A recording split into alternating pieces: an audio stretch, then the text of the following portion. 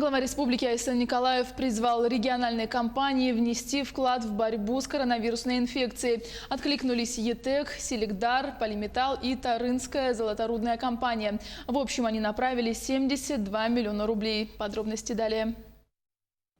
Помощь, предусмотренную для борьбы против пандемии COVID-19, проводят через Фонд будущих поколений. Но перечень приобретаемого медицинского оборудования, приборов, медицинских препаратов фонд согласовывает с Минздравом Якутии.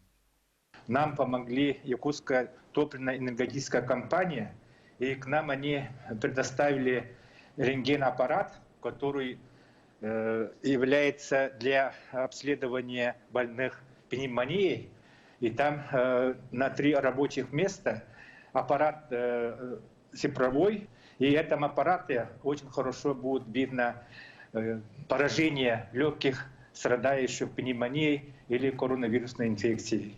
Вчера Якутская республиканская клиническая больница получила современный бронхофиброскоп. Уже в ближайшее время здесь ожидают поставку системы УЗИ, аппарат ИВЛ, а также противоэпидемические комплекты «Кварц-1».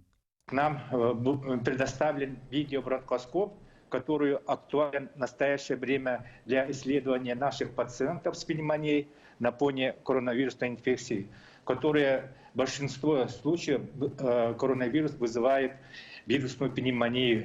И этот аппарат будет